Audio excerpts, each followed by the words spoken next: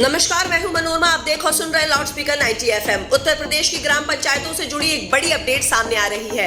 प्रदेश सरकार अब ग्राम पंचायतों में प्रशासक बैठाने की सोच रही है। पंचायती राज विभाग की ओर से शासन को प्रस्ताव भेज दिया गया है और माना जा रहा है कि इस पर जल्द ही बड़ा फैसला लिया जा सकता है। दरअसल प्रदेश में ग्राम प्रधानों की कार्यकाल 26 मई को समाप्त हो रही है। वहीं क्षेत्र पंचायत और जिला पंचायतों का कार्यकाल भी जुलाई महीने में खत्म होने जा रहा है, लेकिन समय पर पंचायत चुनाव नहीं हो पाने की वजह से सरकार को अब अस्थायी व्यवस्था करनी पड़ रही है।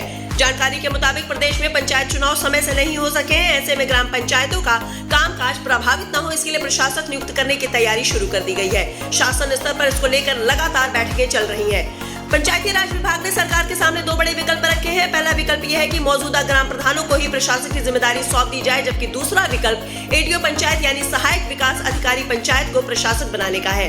हालांकि फिलहाल सबसे ज्यादा संभावना इसी बात की जताई जा रही है कि वर्तमान ग्राम प्रधानों को ही प्रशासक बनाया जाए, ताकि पंचायतों का काम बिना रुकावट चलता रहे। अंतिम फैसला शासन स्तर पर लिया जाएगा और माना जा रहा है कि 22 या 23 मई तक इस पर आधिकारिक घोषणा हो सकती है।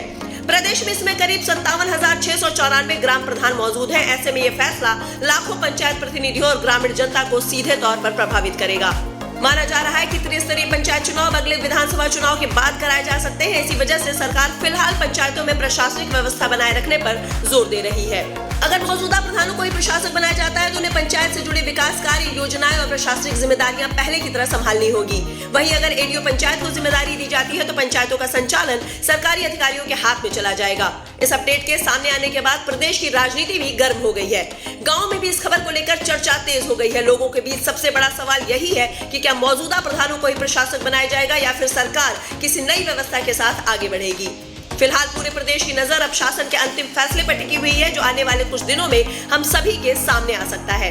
फिलहाल इस समय इतना ही। इसी प्रकार के अन्य अपडेट से जुड़े रहने के लिए देखते और सुनते रहे लाउड स्पीकर 90 एफएम।